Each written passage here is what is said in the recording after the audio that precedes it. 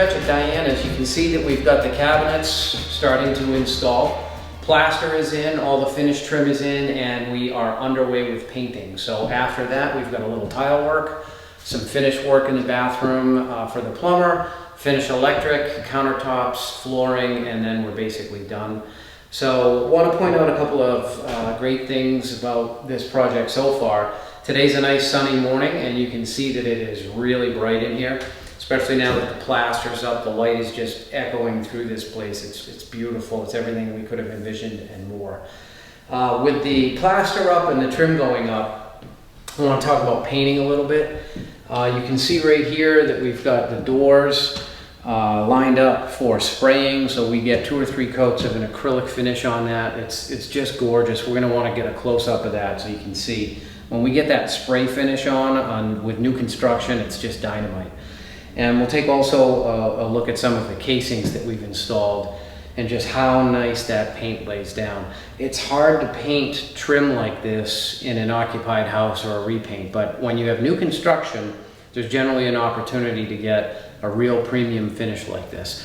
Not to say that we can't spray a finish onto trim in an existing home, we do it all the time, but the level of difficulty is much higher because there's finished floors, there's finished windows, there's finished everything. The house is occupied, so it's a lot more setup. It is possible, but oftentimes brushwork's the way to go with that. Let's take a look at a couple of the casings that are sprayed and talk about that a little. And the next step in painting is going to be the finished paint on the ceilings and the walls, and then we'll go from there. So here's a piece of finished window casing that we sprayed. You can see that there's a nice subdued gloss level on that. I don't like a really high gloss on trim, some folks do. More of a satin to semi-gloss finish depending on the brand. We use a lot of Benjamin Moore products. Their paint is unbelievable.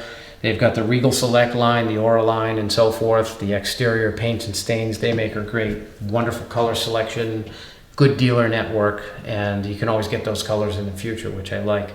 So again, you can see right here, just a nice finish. There's a little overspray on the wall, and that's the beauty of being able to do this in new construction, is that overspray is insignificant because we're going to paint over this and have a nice clean cut line right there. So this is just gorgeous. If you appreciate a good paint job, you're going to really want to take a look at that. So let's get a close-up of that, and we'll take a look at some other things going on here on the outside. And just a few weeks left on this job and we'll be done.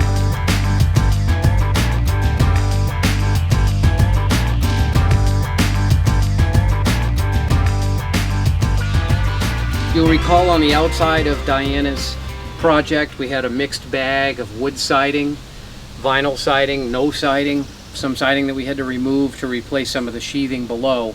So we've finished everything up, and now you've got a nice vinyl siding with a wood grain texture and a taupe color on some areas of the building. And the areas that had decent wood clapboard all got painted to blend into this. So it goes nicely with the landscape. I think the cottage feel really works with this, sort of blends in and doesn't stand out, which is nice. So siding's all put to bed, patio's in. Exterior is going to get cleaned up toward the end of the project, and we'll finish up the few inside things and call it a wrap.